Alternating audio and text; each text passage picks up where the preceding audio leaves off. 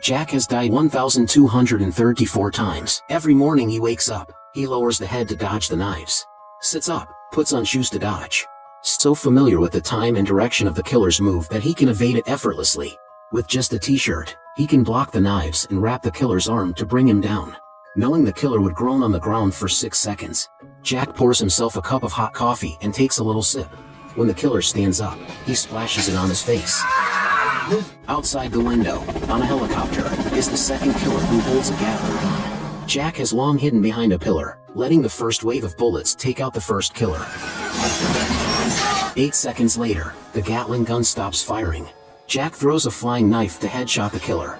After the killer is down, the Gatling gun starts to misfire. Its trajectory slowly shifting to the right. Jack walks through the hail of bullets to the sofa and crouches down. Though he successfully avoids the falling rotor blades, he still doesn't know why he's being hunted. Suddenly realizing the helicopter is about to explode, Jack quickly jumps out the window, landing perfectly into a garbage truck. Next, he went to steal a sports car.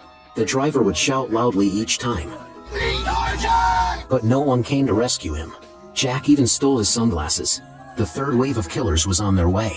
Jack had to escape quickly. On his 79th revival, just because he didn't drive fast enough, he was directly hit and sent flying by a bus. He had to reach the speed of Fast and Furious 9 to avoid this bus.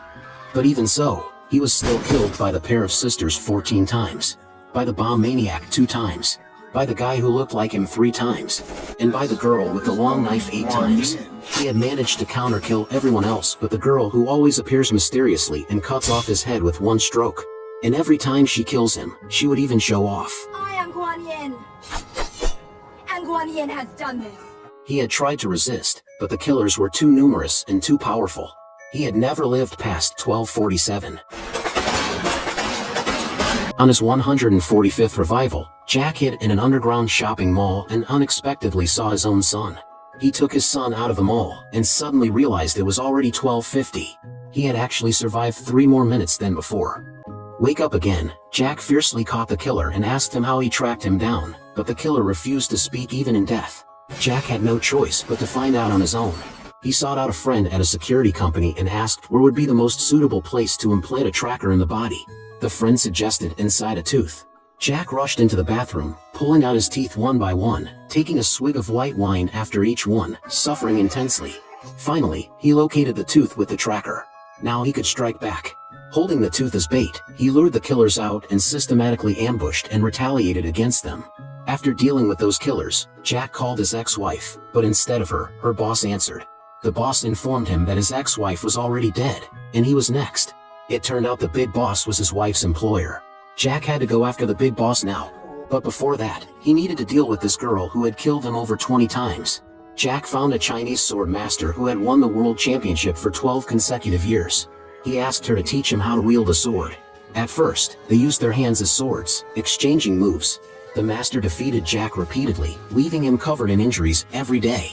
Gradually, Jack began to understand the meaning of swordsmanship and was able to practice with a wooden sword.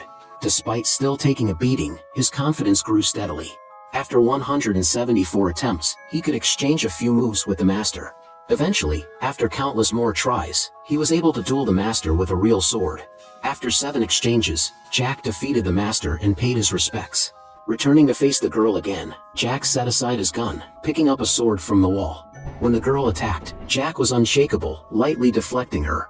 With just a strike, he grazed her inch of hair. They dueled again. Jack held his left hand behind him, wielding the sword effortlessly with his right.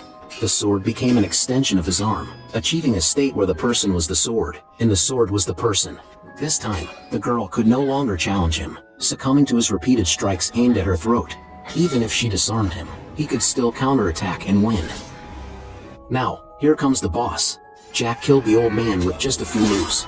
But before dying, the boss told him he had already sent someone to kill his son. Jack raced to save his son, only to find his son's lifeless body. Jack was devastated. Upon waking again, he completely gave up resistance, letting the killer to finish him off. Once, twice, 3 times, 4 times. Until this time, Jack suddenly stood up again. He wanted to make amends. He spent time chatting, playing games, buying food with his child. Gradually, He learned how to be a father. Then one day, his child told Jack that his mother had called him this morning. Jack was surprised to realize his ex-wife was still alive every morning.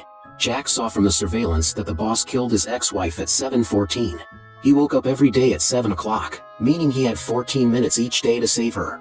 When he revived once again, he raced against time, jumping into a helicopter.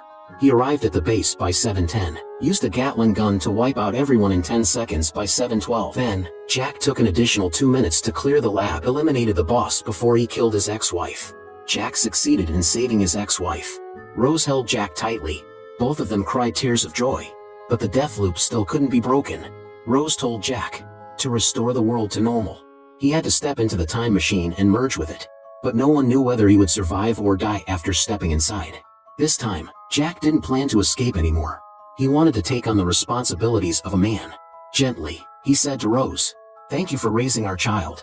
I spent many days with him, although I couldn't make up for anything from our lovely child. I saw your years of hard work and endless love." Then, for the sake of the person he loved, he resolutely walked towards the machine. When a person accepts the possibility of failure, he transforms from a coward into a hero.